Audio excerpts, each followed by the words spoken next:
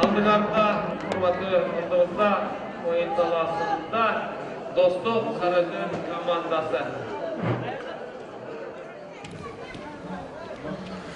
Саламатсыздар, бұда бір жолы көкпөр сүйүүчүлөрү.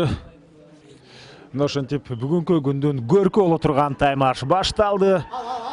Достук жана Сарыөзен командалары ошентип чүйдөгөндө эле чабандестер ошентип биринчи номер менен ойногонго аракет кылат. Элбетте бул команданын утканы финалга, утулганы 3-орун үчүн беттеште ойнойт жана ал учурда алгачкы жүрүш ошентип алгачкы чабуул башталды. Султан Русланов жана кош такым менен ошентип ийгилик жаратып кетти. Бул жерде Султан Русланов менен Манас Ниязов экөөсү кош такым менен салды, бирок демилгенин баары Султанда болчу, андыктан бул упай ошентип Султандын эсебине жазылды. Биз оюнчулар тааныштырып өтөлү, анткени тааныштырганга да жетишпей калдык. Ушунчалык окуя бат өнүп кетти. Достук командасы Ташим Айлыбашев биринчи катар сан менен алайды минип жүрөт. Айбек Темирбаев экинчи, минген аты Көкбет, Ерсултан Айдаркан уулу 3-чү номерде. Ал Арча Тору менен Жодар Жолчу уулу Акшумкар менен 4-чү, Баш Султанбеков 5-чи, аны минген аты Бүркүт, Майрамбек Рыспеков 6-чы номерде.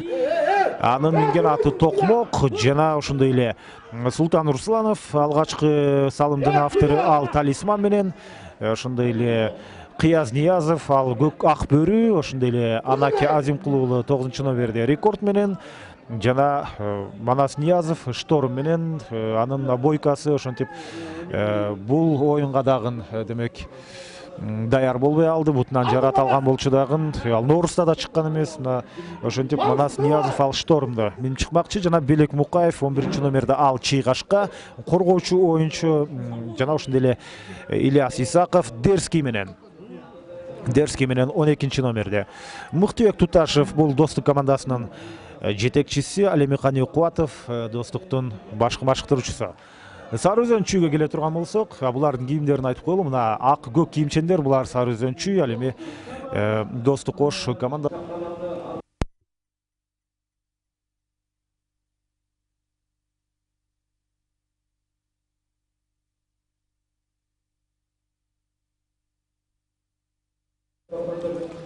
Ал эми Сарыөзөн командасына келе турган болсок, 1-чи номерде Рустам Таналиев, команда капитаны, Комбат менен Кубаныч Султан уулу 2-чи номерде Краз менен Нурбек Юсупов 3-чи номерде Жиган, Акбар Иманбеков 4-чү, ал Аврора минип жүрөт Фаркат Бейшекеев 5-чи Аракет, Асхат Аскаров 6-чы Мырза Тору. Асхат Аскаров да башка ат менен даярданган эле, бирок Мырза Тору минип чыкты. Аргону минген Азат Бешналиев 7-чи, Улан Насакеев 8-чи Лексус. Улан Насакеев ушул Достукка да келип калышы мүмкүн деп аттылы, бирок кайрадан биз Сарыөзөнчүйдө көрүп атабыз. Азат Насыпбеков 9-чы номерде ал Тел Тору менен жана ошентип саны теңелди. Бул жерде 1-1. Чындыгында бүгүнкү күндүн көркү боло турган беттеш азыр орун алып атат. Ошентип азыр Достук менен Сарыөзөнчүйдүн ортосундагы беттеш мына 1-1ге айланды. Кубаныч Султан уулу демек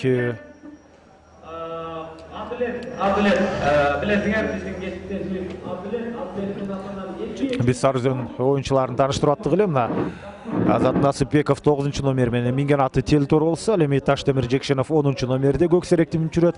Тыныч Алыбаев 11-чи номерде Карабайыр менен Айбек Иманалиев 12-чи, аны минген аты Нуркашка. Сарыөзөндүн жетекчиси Акылбек Жамангулов, ал эми Эрмек Шекитов бул Сарыөзөндүн башкыруучусу.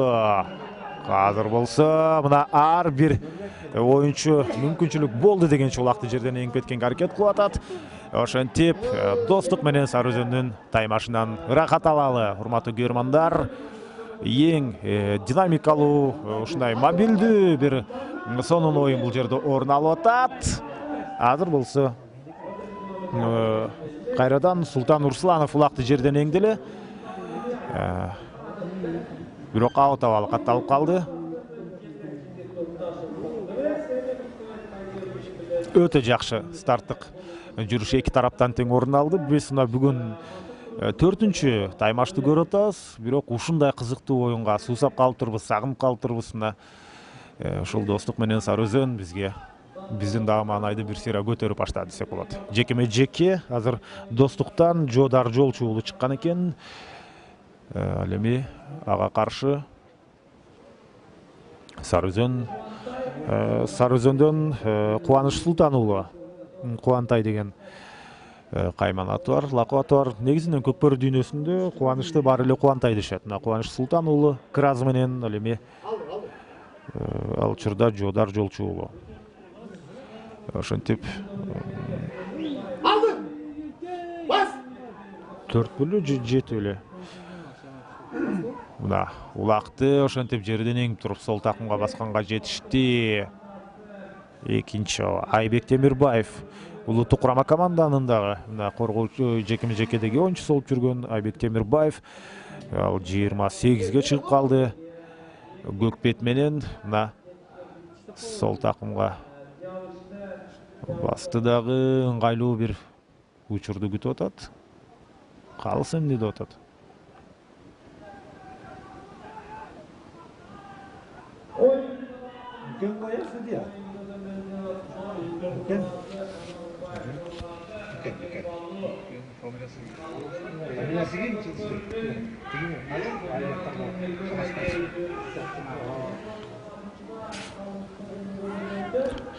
Негизинен ушул бүгүнкү оюнга бизге берген маалыматтар боюнча чучук-кулак ташталып, ошонун жыйынтыгында калыстар ар кайсы тарапка чечилген эле. Азыр мына Сарыөзөн өтө жакшы келди. Бирок улакты такымдан чыгарганга жетишпей калды дагы. Анын жыйынтыгында эсеп саны өзгөрбөй калды. Азыр экинчи темп менен кайрадан чабуул орун алып атат. Улак кайда түштү? Улак ичинде го дейм. Дал ошондой. Улак тайгызганда 2-1 менен Сарыөзөн командасы алдыга озуп чыкты. Кайрадан эле Кубаныч Султан уулу 2-1.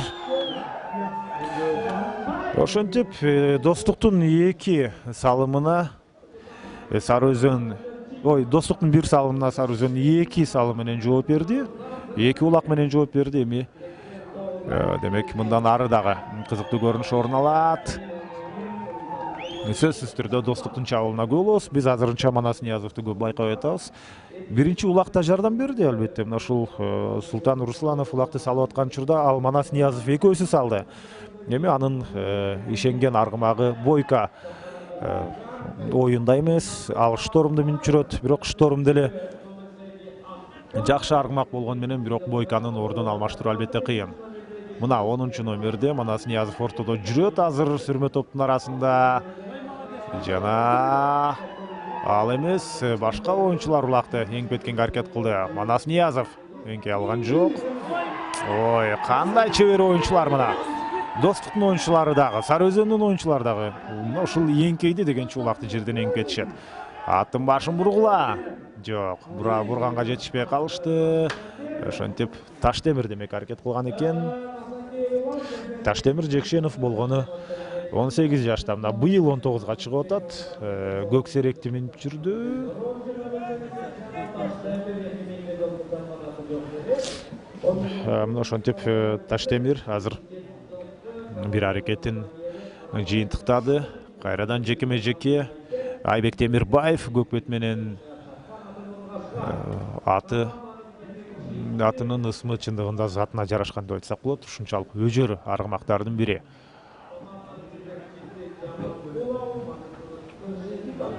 Кимиси эңип кетет болду экен. Айбектин сол кол менен улакты көтөргөнгө болгон аракети ишке ашкан жок. Азыр кайрадан албетте дагы бир ирет мүмкүнчүлүктү пайдаланганга аракет кылат.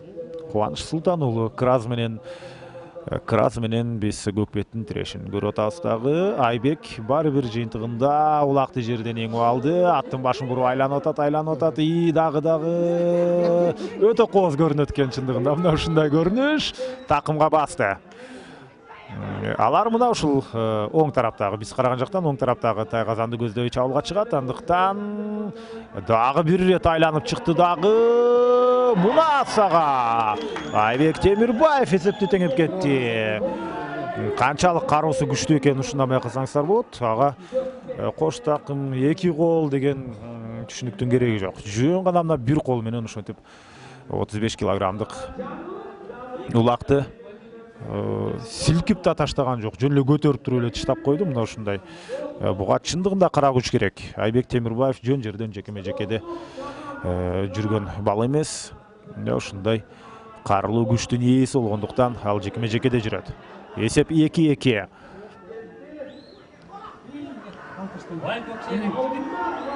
Жана азыр болсо улак кайрадан жерден көтөрүлдү. Ушинтип жекеме-жекеге караганда мына кадимкидей сүрмө топ аралашкан оюн көбүрөөк болчудай. Аттын башын бур, Тайгазанды бир сери айланып чыгып туруп карама каршы тарапка жөнөш керек. Өнөктөшүн өткөрүп бер. Жетишпей калды. Жетишпей калса анда өзү жөнөдү. Бирок такымда көпкө чейин басып жүрүү оңой эмес, ошондуктан эртерээк өнөктөштөрүн өткөрүп берсе жакшы болот. Чарчап калса атаандаштарга алдыруу иш ыктымал. Аут. Эмгек албетте текке кетти.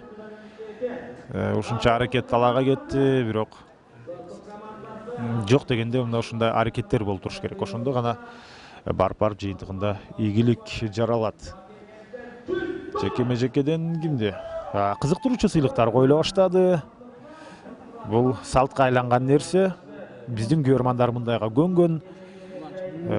Негизги байге фондунан сырткары уюштуруучулар тараптан.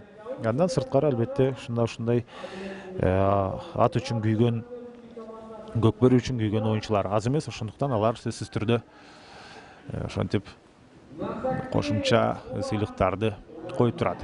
Улан Насакеев чыкты. Дал ошондой Lexus менен Улан Насакеев. Lexus ишенимдүү ортону ээледи эле, бирок жок, азырынча башталды эле экен. Мына эми гана башталды. Айбек Темирбаевпы? Айбек, Көкбетти азыр Lexus кадимкидей сүрүп кетти.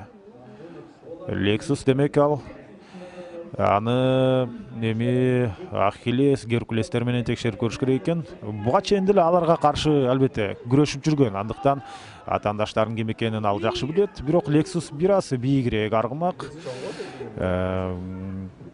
Эми Улан Насакеев улакты эңиши деле кыйын негизинен. Себеби бийик аттан эңкейип улакты эңкетүү кыйын. Болгону ортону ээледи, бирок улакты көтөрүп кетүү оңойго турбайт. Кечээки беттеште деле ушундай болгон. Мына карасаңыздар жетпей атат улакка. Бирок бул эми эгерде эсеп жагынан алдыга чыгып кете турган болсо Сарыөзөн, анда ошонун жыйынтыгында демек алар убакытты чоюуга болсо, жекеме-жекеден убакыт өткөрүш керек болсо, мына ушул Lexus өтө жакшы жарап берчүдөй. Улан Насакеев мына өздөрүнө бөлүнгөн ошентип 1 мүнөттө соңуна чыгарышты.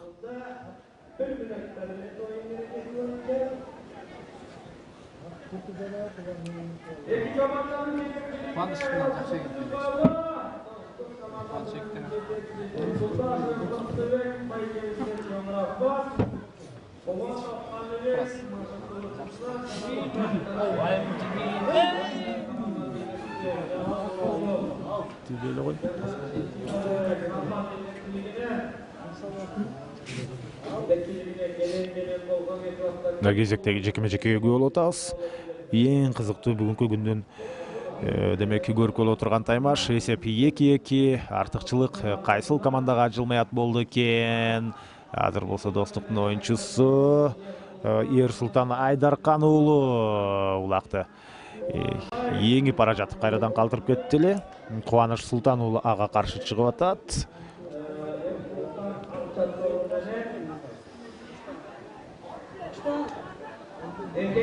Ерсултан Айдаркан уулу улакты эңди сол такымга басты. Мына жакшылап бекен басып туруп, эми бир сыйра азырынча атаандаштардын өнөктөштөрүнүн жайгашканын байкайлык.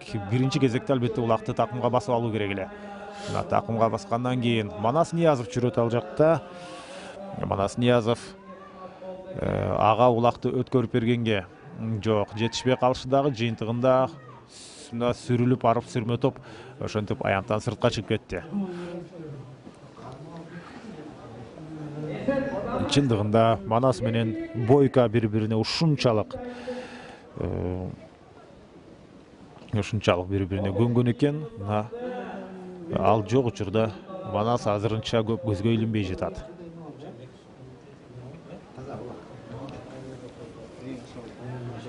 Кайрадан жекеме-жеке. Бул рет кимдер чыкты? Айбек Темирбаевпы? Айбек Темирбаев экен. Улан Насакеев. Бул рет Айбек. Караңыздарчы. Мына сага ушул үстүнөн тарттыруу улакты эңип кеткенге аракет кылып атат. Албетте Lexus бийигирээк аргымак, андыктан ушул жерде таптакыр башка жактан улакты көтөрүп кеткенге аракет кылды эле.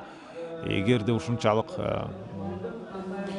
күчтүү болсо, Улан Насакеев бул жерде Айбек Темирбаевди кошуп алып кетиш керек болот. Улак менен кошо аны алып кетсе ошондо.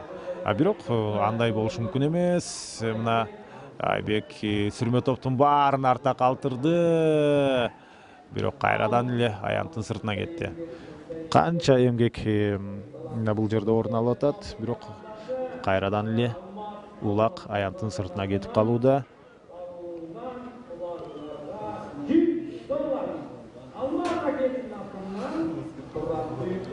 Дагы демек кызыктыруучу сыйлыктар коюлуп атат. Биринчи тайм өтө сонун, динамикалуу, ылдам башталды. Эки тараптан тең тайгазанга салынган улактар болду дагы. Азыр бир аз демин басып алууну туура көрүшкөн. Ерсултан Айдаркан уулу арча тору менен. Азыр кайрадан Lexus чыкты бул жерде.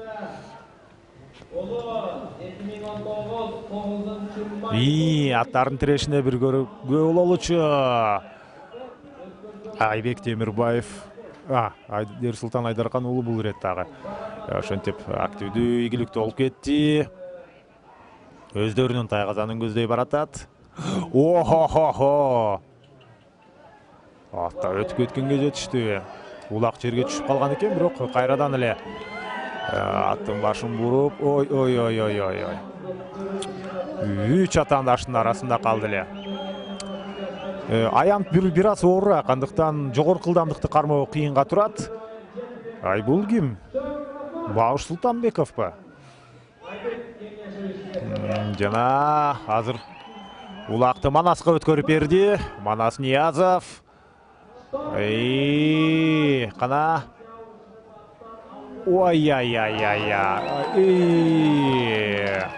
Кандай керемет. Мунасага. Манас Ниязов. Ушунчалык бир кулап бара жаткансып, бир кызыктай болуп бара жаткан учурдан жаратып кетти ийгиликти. Азаматында Манас Ниязов жөн жерден. Мына Манас Ниязов деген атка конгон эмес. Азыр болсо Манастап уран чакырып башташты кээ бир көрөрмандар.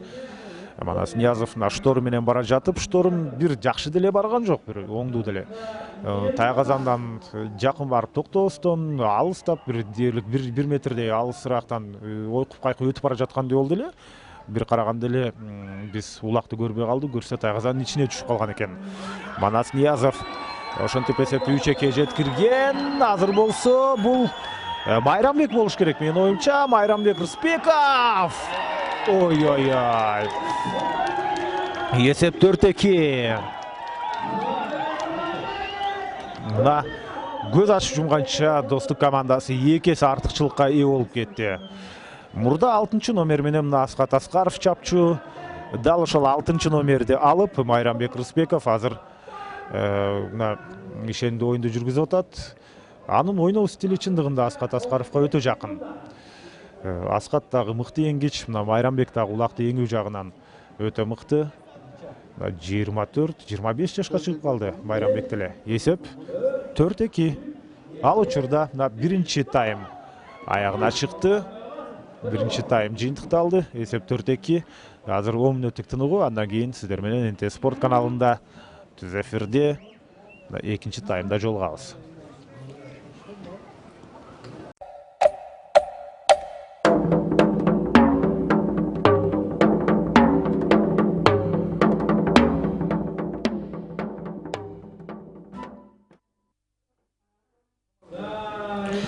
Урматтуу көкбөр сүйүүчүлөр, ошентип биз экинчи таймды баштадык. Сары Өзөнчү, Достук Ош командалары өтө сонун биринчи 20 мүнөттүктү бизге сунуштаган. Эсеп 4-2 Достук командасы алдыда.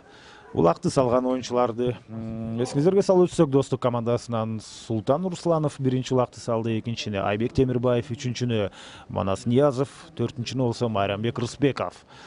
Ал эми Сары Өзөнчү командасынан Кубаныч Султан уулу эки ирет ийгиликтүү жүрүштү ишке ашырган. Ошентип, мына экинчи тайм башталары менен улак жерден эңилип өйдө көтөрүлдү эле. Азыр болсо ошентип, мына жекеме-жеке. Айбек Темирбаев жекеме-жекеге чыкты. Жана Кубаныч Султан уулу эки тараптан тең. Ошентип, чыныгы жекеме-жекенин оюнчулары экөө тең экинчи номердегилер Көкбет менен Кразды. Кразды карап көрөлү. Кразды жолоп атат чындыгында. Көкбет, азыр мына Айбек Темирбаев улакты эңди, аттын башын буруп, мындай көрүнүш буга чейин деле орун алган. Бирок Краз өтө шамдага экен, мына айланып атып кууп жетип барганга жетиштагы бир капталынан жабышты. Ал мезгилде бул ким? Кыяз го дейм, Кыяз Ниязовпу? Охо.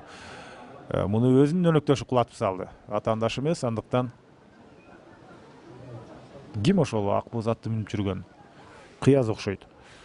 Кыяз кайсыл атты мүнүшү керек эле? Ал ак бөрүнө. Демек, мына ошол Кыяз Ниязов өнөктөшүнөн улакты алам деп атып, атаандашынан бөлөм деп атып, ошентип өзү атаандашын түртүп кеткен эле. Азыр кайрадан сүрмө топ.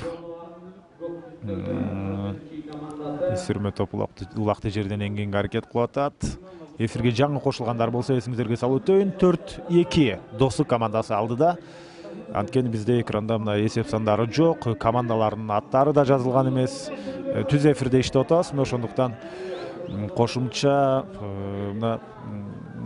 нерселерди кылганга бизде мүмкүнчүлүк болбой жатат. Мына ак көк кийимчендер булар.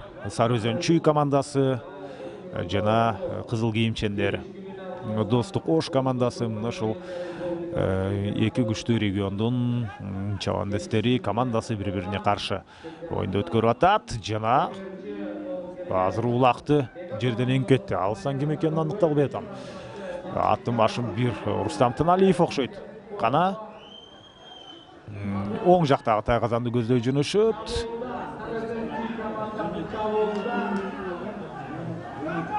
Сүрмө топтун артында калды. Дал ошондой демек. Абайлаш. Буту үзөңгүдө калып калды. Токтоткула атты. Атты токтоткула дейм. Ушул кантип болсун?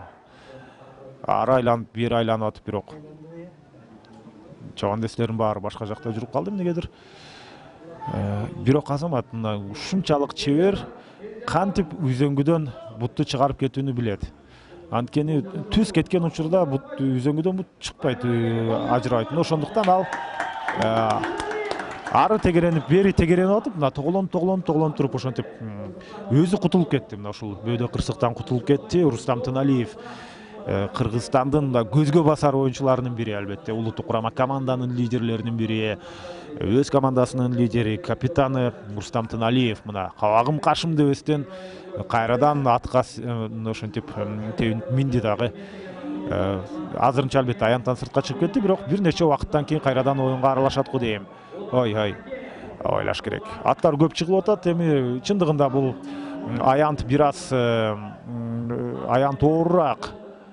Азыр дагы бир оюнчу жерге кулады. Ал ким экенин ушунчалык көп чабандестер жерге жыгылып атат дагы кимиси жыгылып кимиси жыгылбаганын айтканга да жетишпей калды. Аттын башын сонун буруп бир аз ылдамдык кошулду эле оюнга. Мына ошентип бул оюн талаасынын бир аз оор экени сезилип баштады.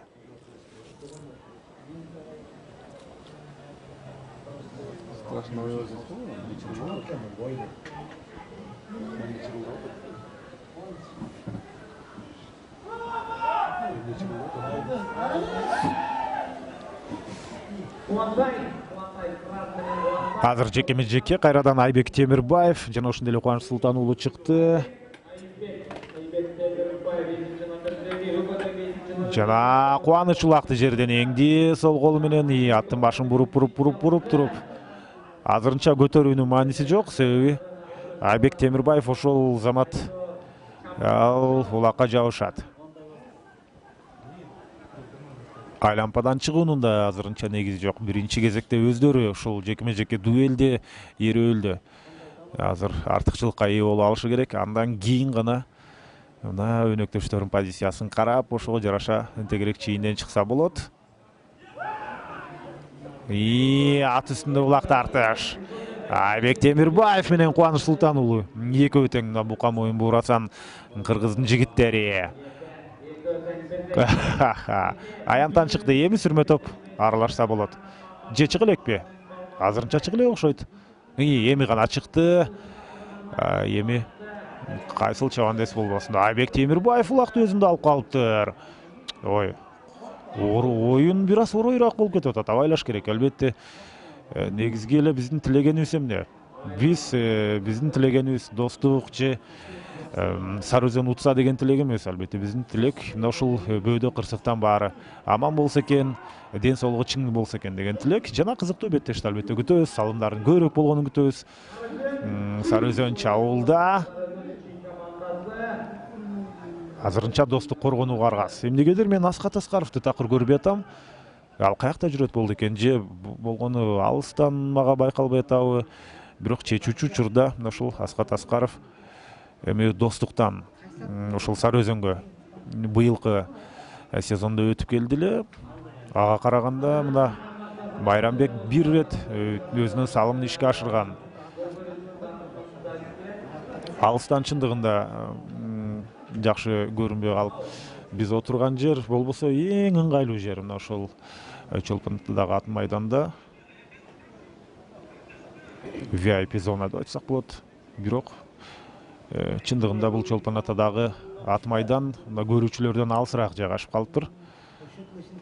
Мүмкүн сиздерге камерадан, экран аркылуу жакындан көрүнүп аткан болушу ыктымал. Оюнчулар номерлери да ана көрүнүп, мүмкүн беттери да ана көрүнүп атабы билбейм. Бирок мага бет эмес, ушул жерде алардын сөлөкөтү чындыгында араң көрүнүп атат.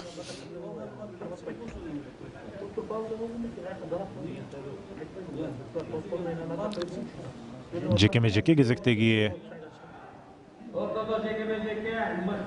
кимдер чыкты болду экен? Айбек Темирбаев окшойт, кайрадан эле көк бет менен. Жок, Эрсултан Айдаркан уулу чыгыптыр. Мына ынтымактан келген Эрсултан Айдаркан уулу ал арча тору менен жакшы тирешин өткөрүп атат. Ой. Аттын башы буруп келгенче кайрадан жетишеби? Эрсултан Айдаркан уулу болсо ага каршы ким? Ага каршы ким чыкты? Бул Кубаныч Султан уулу экен. Камчысы түшүп калды эле жерге. Камчысы түшүп калган экен алыстан. Эмне эле эңкейип бир нерсе кылып атат десе.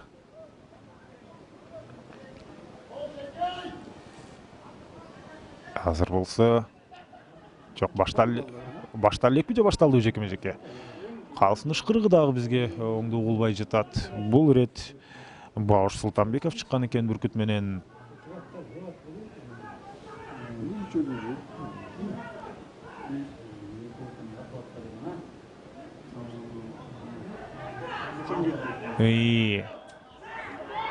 Мына ушул жерден улакты эңди дагы. Тайгазанды көздөй жөнөдү. Бауш Султанбеков улакты азырынча такымдан чыгаруунун кереги жок. Эми тоскоолдук кылган эч ким жок. Кана улак Тайгазанда 5-2 болуп кетти эсеп. Бауш Султанбековдун бүгүнкү беттештеги алгачкы салымы. Ал буга чейин сала элек болчу. Мына ушул 0-дөн баштап бүткөнгө чейин өзү эмгек жасады. Улакты жерден ошентип еңип, андан кийин позициясын акырын жакшыртып олтурдагы эми биринчи дем менен эмес, бир сыйра атаандаштарды өткөрүп, андан кийин улакты салды. Албетте өнөктөштөр жардамга келди. Мына ушул артынан кууп барган аргымактарды ары сүрүп кетишти эле. Жыйынтыгында мына бул экинчи тайм эсеп болсо 5-2.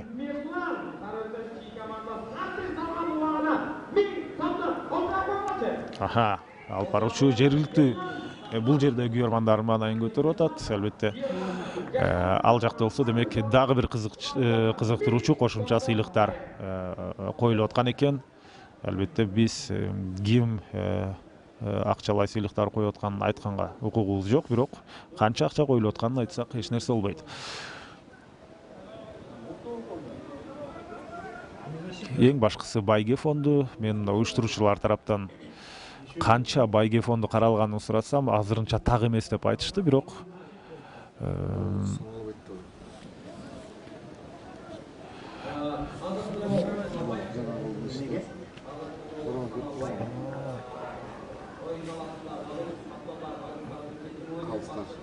урматтуу мекендештер, ошентип мына каптал калыстарынын демек кийлигишүүсү менен, ошонун чечими менен жыйынтыгында азыр мына Бауш Султанбеков салган улак эсепке кирбейт. Ал жерде эреже бузулуптур. Чындыгында укпай калдым, азыр эмненин негизинде экен. Демек 5-чи салым эсепке кирбейт, ошондо эсеп кайрадан эле 4-2. Эсеп 4-2. Негизинен 7 калыс эмгектенет. Ар бир беттеште мына Бауш Султанбековдун улагы ошентип жокко чыгарылды. Азыр болсо мына Ерсултан ортодо. Ерсултан Айдаркан уулу Кубаныч менен Ерсултан тирешип атат. Кубаныч менен Айбек тирешип атат. Лексус албетте бийик аргымак, караңыздарчы. Позицияны жакшы ээлегени менен, бирок улакка жетүү керек албетте. Улан Насыкеев, Лексустан караңыздарчы, кол жетпей атат. Жекеме-жекеде атаандашынын атын сүрүп чыгаруу эле бул негизги максат эмес. Андан кийин албетте улакты эңип кетүү керек. Улакты эңе албагандан кийин атаандашынын аргымагын атка жолотпой, мына ошентип. Азыр ким чыкты? Манас Ниязов чыктыбы?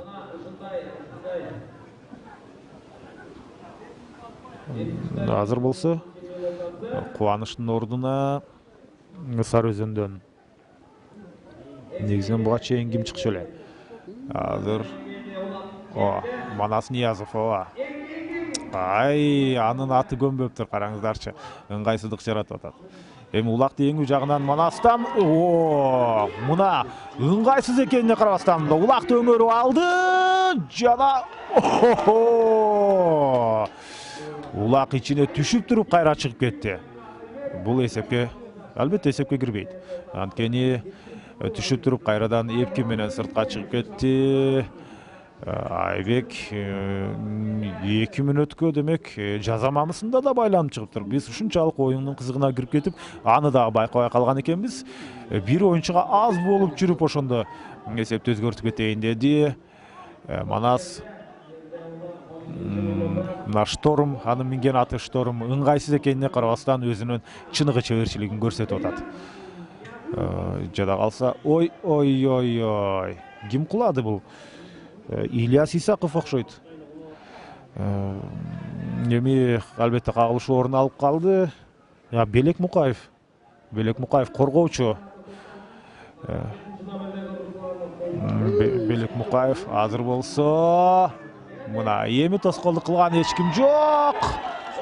Улак тайгазанда эми мына 5-2-ге эсеп айланды. Майрамбек 5-чи улакты салды. Буга чейинки Бауштун демек салымы эсепке кирбей калган. Ал жерде Айбек Темирбаев мына жазамамысына да байланып чыккан экен. Достук чындыгында күчтүүлүгүн далилдеп атат. Бир оюнчуга аз болгон учурда дагы алар мына чабуулга чыкты. Манас Ниязовдун ыргытканы ошентип тайгазанын ичине түшүп туруп кайрадан серпилип, топтой серпилип чыгып кетти эле. Мындай оюну менен Сары Өзөн финалга чыгышы кыйын болот го дейм. Кокус чыгып калса деле ал жакта жөнөкөй бирөө эмес, ал жакта ынтымак күтүп турат. Ынтымак Сары Өзөндүн мындай оюнуна алар оңой эле каршылыкты коюп коет. Ошондуктан Сары Өзөн бир аз жыйнактуураак ойношу керек. Эгерде менин сөзүмө алар каршы болсо, мына калган бөлүктө өздөрүн жакшы көрсөтүп, жөн гана эсеп сандарын өзгөртпөстөн, ошол эле учурда сапаттуу оюнду сунушташ керек. Ал мезгилде улакты Бауш Султанбеков эңип кетти. Бауш эң тажрыйбалуу оюнчулардын бири. Ал мына 35 жашта. Бауш Султанбеков тажрыйба деген Баушта жетиштүү. Аут. Жок, бул жерде улак жок эле, жөн эле аут. Демек башка оюнчулар бири-бири сүрүп аянттын сыртына чыгып кеткен экен. Улак кимде жүрөт? Аут эми, аут мына. Эми 1-1 жекеме-жеке орун алышы керек. Мына оюнчулар ошентип алмашып атат. Оюн талаасында ушунчалык бир динамикалуу оюн болгон учурда, активдүү жүргөн мезгилде аттар дагы бир аз чарчай түшөт. Андыктан алар жекеме-жекеде сыртта туруп эс алып кайрадан калууна келип алат, же болбосо алмашууга чыгып, ал жерде 3-4 мүнөттүн ичинде өзүнө келет. Керек эмес экен тез жардам. Мына ушул кечөө бир оюн башталарда тез жардам унаасы жок. Жарым саатка жакын беттеш кармалды эле. Андан кийин тез жардам унаасы келип, андан соң ал оюндун ортосунда кетип калды эле. Мына ушундай бир кызыктай көрүнүш орун алган. Азыр жекеме-жеке Ерсултан Айдаркан уулу. Чындыгында Ерсултан азамат экенин далилдеп атат. Караңыздарчы. Жекеме-жекеден улакты өзүнө алды. Эми болсо акырындап ыңгайлуу позицияны караш керек. Кубаныч Султан уулу болсо, ошентип Кубаныч Султан уулу ага тоскоол. Алдырып койду азыр Ерсултан Айдаркан уулу Кубанычка. Жана ары чайпал, бери чайпал, бирок улакты өзүндө алып калды. Тоскоолду кылган эч ким жок. Коргоочулар жетип бара алат болду экен. Чыгар улакты такымдан. Жок. Аты дагы жайлап калды. Эгерде жок эле дегенде бир 20 метрде артыкчылык бар эле. Улакты өңөрүп ыргытканга жетишпей атат. Кайрадан такымга басты. Кайрадан такымга басып калды. Эсеп саны кыскармак. 3-чү дем менен кайрадан да бир рет киргенге аракет кылып атат. Кана жок. Эми Достуктун оюнчулары толугу менен позициясын бир аз оройраак, бирок эреже бузулган жок. Эми гана ыргыткан учурда ким жабышты бул жерде? Улак кимде жүрөт? Мен улакты жоготуп алдым. Кана сүрмө топтун арасында экен, дагы деле Сары Өзөн оюнчусу чарчады. Такымда көп алып жүрүү деле оңой эмес. Эгерде 2 мүнөт алып жүрсөң, болгон күчүңдүн баарын алып коет. Улакты такымга басып жүргөндө, ошондуктан алдан күчтөн тай элек учурда эртерээк улакты өнөктөштөргө берип ийген жакшы. Антпесе атаандаштар тартып кетет. Улак жерде, сүрмө топ аны алып кеткенге аракет кылып атышат. Эфирге жаңы кошулгандар болсо дагы бир рет эсиңиздерге салып өтөйүн. Эсеп 5-2 Достук командасы алдыда. Мүмкүн кээ бирөөлөр 6-2 эмеспи деп ойлошу ыктымал. Бауш Султанбековдун салган улагы эсепке кирбей калган. Мына ошондуктан эсеп 5-2. Кайрадан Бауш. Манас экен демек. Мына Бауш Манаска улакты өткөрүп берген. Штормду минип жүрөт. Бойка жок. Мына штормга көнеле, караңыздарчы.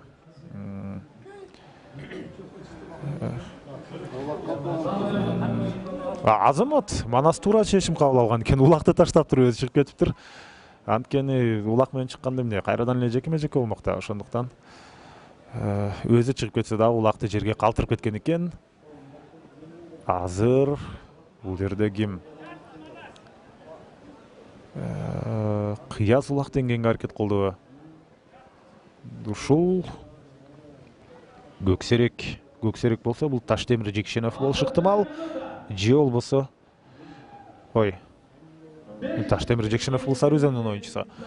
Азыр болсо ошентип экинчи таймдагы көз ачуу канча соңуна жакындап калыптыр. Ай.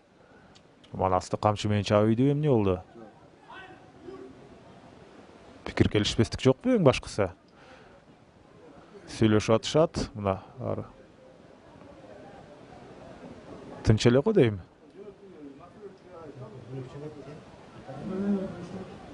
Элдешип атышат го дейм менин оюмча. Элдешип атабы же күрөшүп атабы? Элдешти го дейм. Жакшы.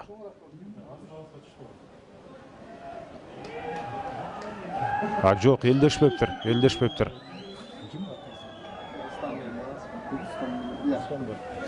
Бирөөсү Манас Ниязов болчу, ал белгилүү. Экинчиси ким эле?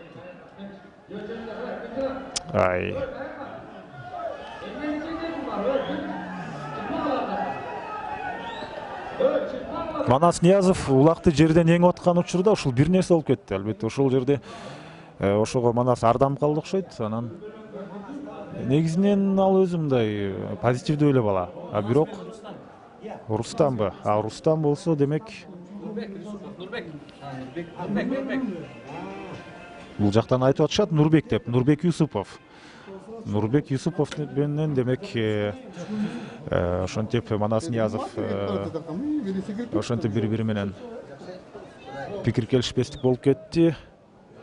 Нурбек Юсупов бир аз ошол жерден чындыгында агрессивдүүрөөк өзүн алып жүрдү. Аттан биринчи чындыгында Нурбек Юсупов түштү. Андан кийин Манас Ниязов түштү. Эми бири-бирине сокку затканга деле жетишкен жок.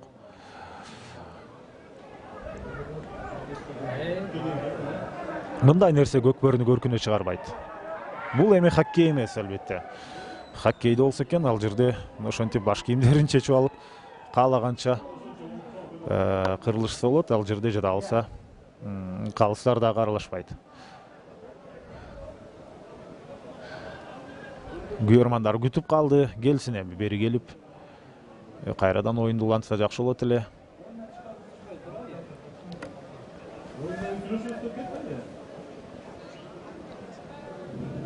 Күтүп туралы. Таң калыштуу. Демек, бул жерде ошол экинчи таймдын 20 секундасын ойноткон атышабы. Калыстар демек ушунчалык эрежени так сактоону туура көргөн сыяктуу. Болбосо азыр ошол 20 секунданы ойнотууну көздөп атышат. Ошону унчукпай эле демек эрежени сактайлы дептир. Үчүнчү таймды баштай бербейт беле. Азыр эми кайрадан 10 мүнөт. Ушул экинчи таймдын 20 секундасы калып калган. Ошону азыр ишке ашырышат. Эң башкысы мына беттеш кайра улана турган болду.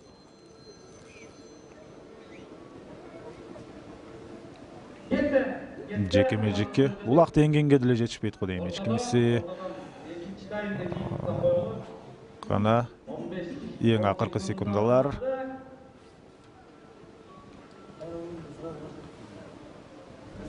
Ерсултан Айдаркан уулу чыккан экен ортого. Достуктан мына экинчи тайм эми бүтү. Эми 10 мүнөт жакшылап эс алып алсын. Ортодон ушинтип демек мен буга чейин азыр ушул экинчи таймдын 10 мүнөттөгү тыныгуусун булар өткөрүп атат го десем, жок, андай эмес. 10 мүнөттүк тыныгууга эми кетишти. Эсепти дагы бир рет эсиңиздерге салып коеюн. 5-2 Достук командасы алдыда.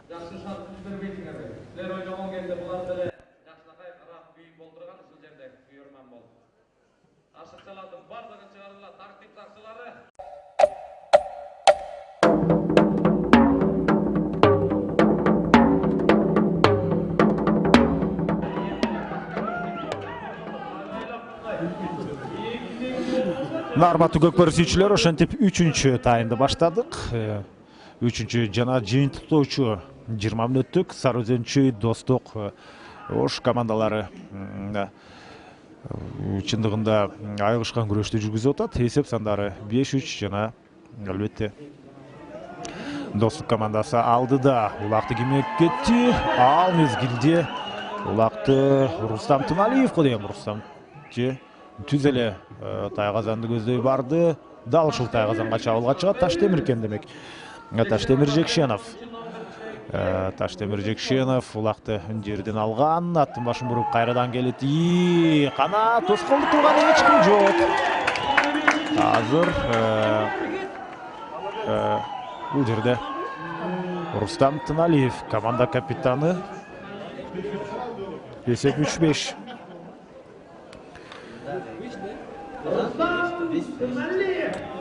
Эсеп 3-5 айланды. Тыныгуу демек Сары Өзөн Чүй командасына кадимкидей ийгилик алып келген экен.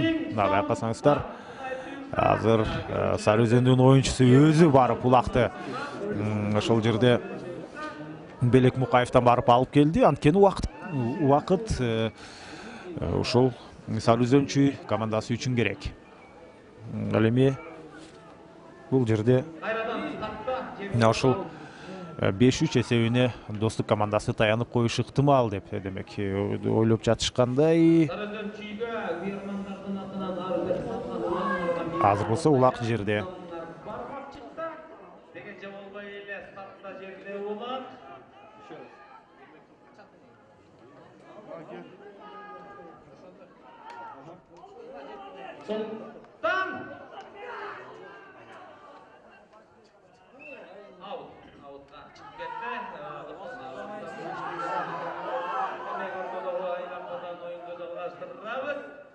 Күнүгө башталып аткан оюндарыбыз эми эртең Кудай буюрса бизде Самбурун Эреңиш боюнча тандоолгон эптеш бар. Ошондуктан эртең ат майданда эстамалания жана өздөрүнүн барысында майданда соңунда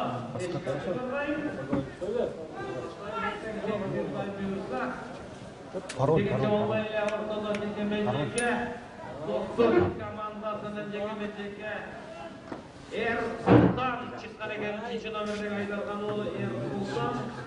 Азыр болсо мына ортодо ошентип Султан Айдаркан уулу Достук командасынан ага каршы Кана Улан Насакеев ары айланып бери айланып ошентип Султан улакты жерден эңип кетейин деди эле. Бирок биринчи аракетти ошентип ишке ашыра албай калды. Такыр жетпей, буга чейин дагы канча ирет жетпей койлду. Азыр бирок жакшы бул ирет улакты кармаганга жетиш. Ой, абайлаш керек. Албетте эреже бузулган жок, баары жайында. Эми кайрадан эсепти теңегенге аракет кылат. Эсеп теңегенге эмес, азырынча эсеп санын кыскартуу керек.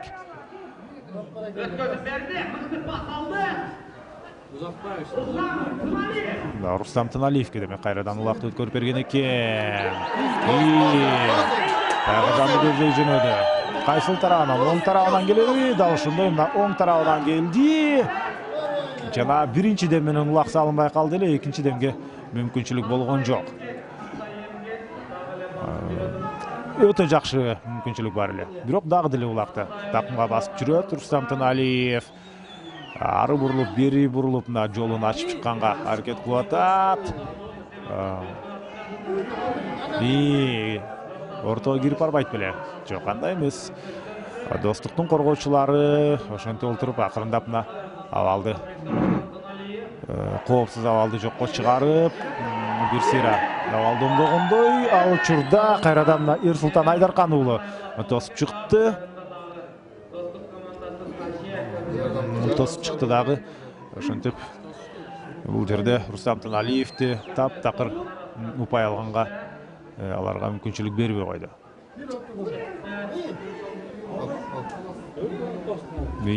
Топту жиреп кирип барган болду экен. Тайгазандан улам алыстап кетип атышат. Жана азыр болсо улак ошентип Достукта. Азыр болсо улак эрдин кашында.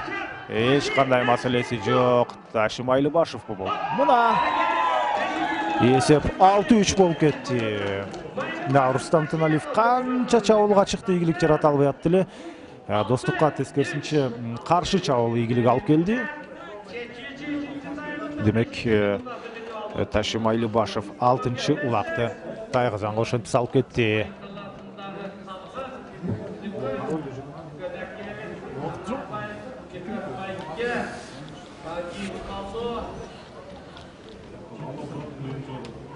Давайте так чыгалак да үчөө чарба болот. Береше жарабайт. Үчөө эле болуп калбады. Чарба болот.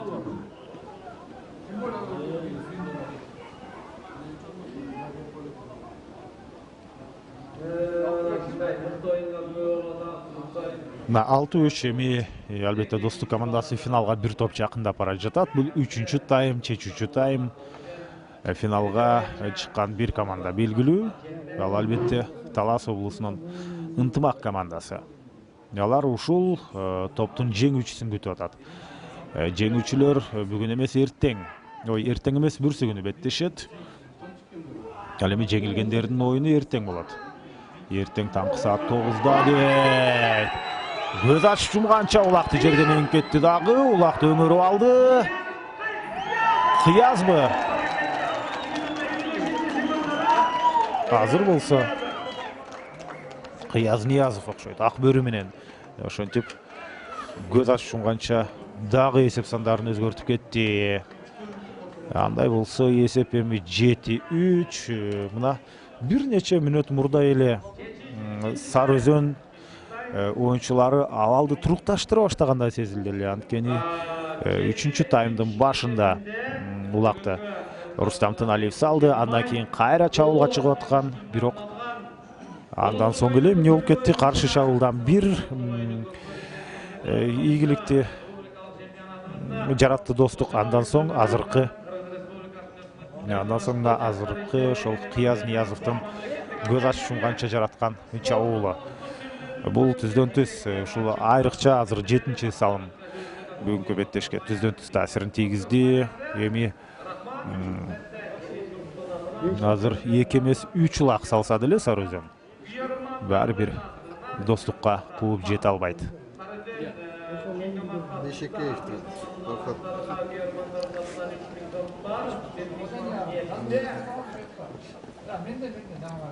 Достук командасына Алмазбек $100 кетти. Азыр болсо кезектеги жекеме-жеке улакты эртерээк алып келгенге аракет кылды. Ерсултан Айдаркан уулу Достуктан ага каршы Сары Өзөндөн улакты мына эңгенге мүмкүнчүлүк түзүп берди. Эми анын жолун Белек Мукаев тосуп чыкты. Белек Мукаев эң мыкты коргоочулардын бири. Чындыгында Сары Өзөн, Достуктун алмашкыс коргоочуларынын бири. Азыр болсо Манас Ниязов да коргонууда жүрөт.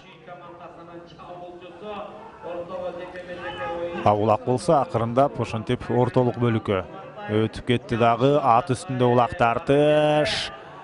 Кана ал мезгилде Манас Ниязовду персоналдуу түрдө бир оюнчу карап жүрөт. Манас Ниязов алмашууга кеткен экен, кетсе деле аны карап жүрө бериптир. Таң калыштуу көрүнүш албетте. Мына ушундай албетте футболдо деле мыкты оюнчуларды, Мессини, Роналдуну өзүнчө караган учурлар болот. Мына ушундай көрүнүш орун алган экен. Азыр кайрадан Сары Өзөн акырындап Достуктун Тайгазанына жакындап келди. Убакыт болсо албетте Сары Өзөнгө каршы иштеп атат.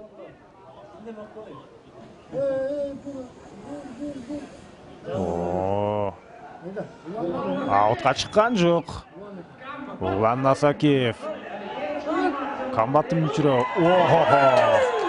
Мына бары жөнөкөй. Ушундай барып эле ыргытып, улакты салып кетти. Улан Насакеев демек комбаттын чыккан экен. Негизинен комбатты Рустам Тыналиев миниши керек эле. Эң башкысы эмне? Бул жерде результат жасалып турса болду. Эсеп 4-7. Тайгазанга дээрлик жакын деле барган жок. 1 метрдей алыс турган учурда эле ошентип топту ыргыткансып Тайгазанга салып кетти. Улак кайрадан жерде ортодо кана кимисенгенге аракет кылат. Бул жерден Султан Нурсланов. Султан дагы бул ирет дагы өтө мыкты улакты эңгенди үйрөнгөн экен. Ал кимге? Майрамбекке өткөрүп берди. Улак Тайгазанда. 8-улак ошентип Тайгазанга түштү. Майрамбек Рысбековго ошентип улакты өткөрүп кетти. Тактикалык өтө идеалдуу жүрүштөр орун алды. Султан улакты алды, Майрамбек өткөрүп берди, ал салды. Ошентип 8-4 2 эсе артыкчылык бул жерде жаралды. Убакыт болсо уламдан улам сапарын картып баратат. Бүгүнкү күнгө каралган акыркы беттеш жана акыркы беттештин акыркы таймы азыр орун алып атат. Кана бул жерде Ташимайлы Башов дагы ортого чыккан экен. Ошондой эле Фархат Бейшекеев жүрөт мына 5-номер менен. Андан сырткары Жодар Жолчу уулун көрүүдөбүз. Улак кимде? Улак дагы деле жерде. Азыр Жодар Жолчу уулу аны теңип кеткенге аракет кылабы. Ат өтө бийик экен, бирок ага карабастан улакты кармады эле. Болгон атаандаштын аты аны буту менен туягы менен басып алган. Ошондуктан негизинен оюн жакшы болуп атат. Албетте бир гана ошол Манас менен Нурбектин бир аз бири-бири менен ошентип кермур айтышып кеткенин эске албаганда сонун беттеш айрыкча биринчи тайм кооз болду. Экинчи тайм деле өзүнчө мындай кийин сөз кылып жүргөнгө дагы эсте кала тургандай оюн болду дагы. Азыр 3-чү таймда, бирок 3-чү таймдын алгачкы минуталарында Сарыөзөн жаңы гана абалды турукташтырып келе жаткан. Ошол мезгилде ал жерден ким? Майрамбек Рысбеков беле?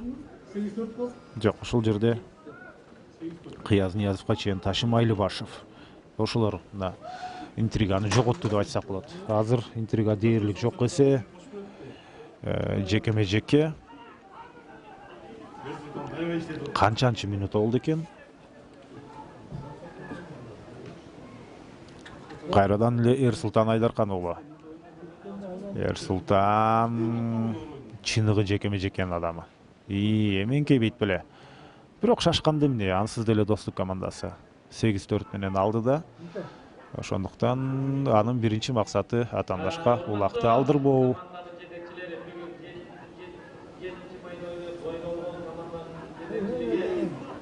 Мына улак такымда көз ачышканча улакты такымга басып кетти.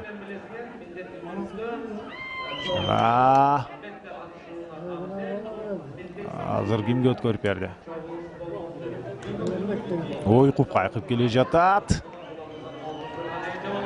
Ылдамдык менен өтөм дейт го дейм. Ылдамдык керемет экен. Кайрадан эле Майрамбек демек. Майрамбек ыргытып өтүп кетем дейби? Жок. Мынтип ыргытып өтүп кет. Аянттын узун туурасын толугу менен колдонду, бирок сыртка чыгып кетти. Жыйынтыгында кайрадан жекеме-жеке. 15-чи минут артта калыптыр. Дагы 5 мүнөт биз сиздер менен чогуу бул беттешти көрөбүз. 5 мүнөт ичинде 5 улак салса, Сарыөзөнчү, ошондо алар финалга чыгат. Антпесе албетте алар 3-чү орун үчүн Сарыөзөн Рассвет менен беттешкенге аргасы болот. Ошондо 2 Сарыөзөн 3-чү орун үчүн бири-бирине каршы беттешип калат. Азыр болсо Айбек Темирбаев достуктан негедир мына ошол Сары Өзөндүн оюнчуларынын номерлери так даана көрүнбөй атат, биз алысыраак отуруп алгандыктан. Достуктуку номерлери даана көрүнүп атат. Ошондуктан Айбек Темирбаев экени алыстан эле байкалды. Айбек өзү чабуулга келди. Улакты жерге түшүрүп алды. Кагылышуулар андан ары орун алып атат. Эми мындай топтун ичинен кутулуп чыгып кетүү өзү оңой эмес. Ой. Дагы жакшы, азыр аты токтоп берди. Бул ким? Кыязбы? Ооба, Кыяз Ниязов.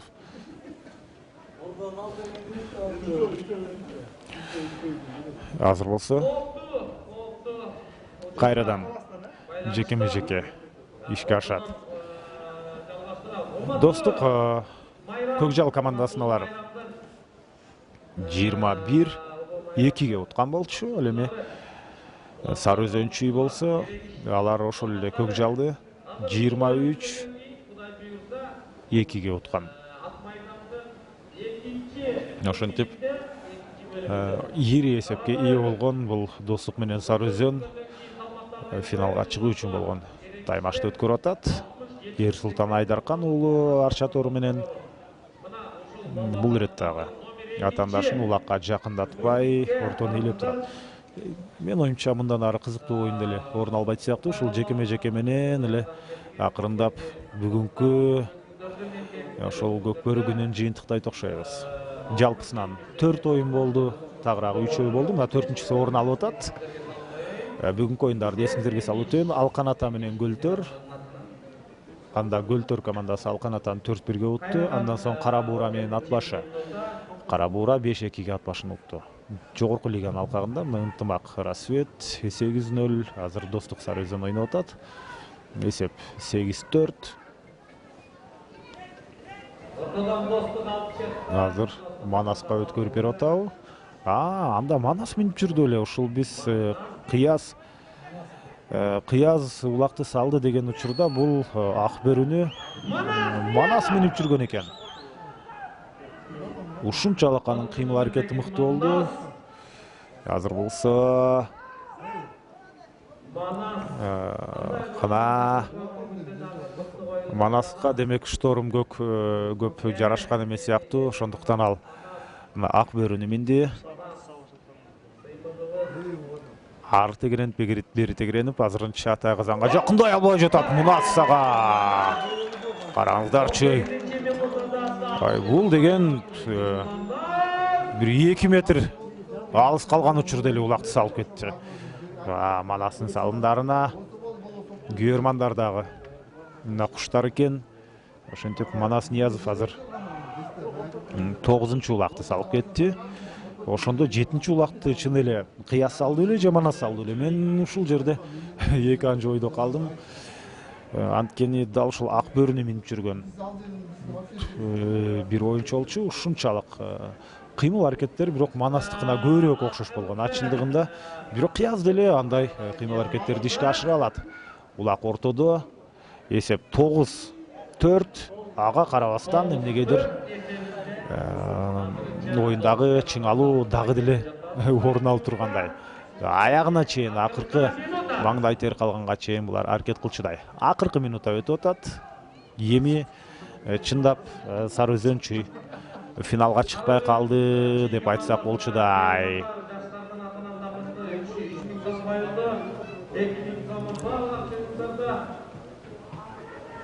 Кана кезектеги чабуулга жөнөдү. Кош такым менен дагы бир ийгиликтүү жүрүш. Бул жерде Султан Урстамов юбилейлик 10-чу салымды көз ачып жумганча 10 салым ошентип ишке ашып кетти Достук тараптан. Беттештин бүтөрүнө 20 секунда калыптыр. Эми аны улантуунун азыр кажети деле жок калды го дейм. Улакты алып келип бул жакка койгончо эле беттеш аяктайт.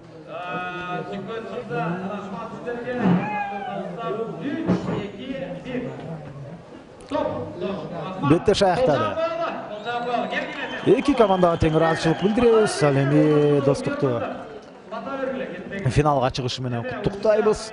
Ошентип 9 май күнү классикалык беттеш ынтымак менен достук финалда бири-бирине каршы ойнойт. Ал эми 3-орун үчүн 2 Сары Өзөн ойной турган болду. Сары Өзөн Чүй жана Сары Өзөн Рассвет. Рассвет деле Чүй чындап келгенде. Ошентип ал 2 команда 3-орун үчүн ат салышат. Алар эртең Бишкек убактысы боюнча саат ошондо канчада деди? 10:30да. 9да биринчи лиганын 3-орун үчүн болгон беттеши, ал эми 10:30да ошентип жогорку лиганын 3-орун үчүн болгон беттеш орун алат. Урматтуу мекендештер, мына НТ Спорт каналында бүгүнкү күнгө каралган оюндар ошентип соңуна чыкты. Биз коштошо турган убакытка келип жеттик. Кызматыңыздарда мен Эркин Абдуллаев жана НТ Спорт каналынын съемкалыктоо болду. Эмне дейбиз? Эртеңки оюндардан жолукканча саламатта болуңуздар.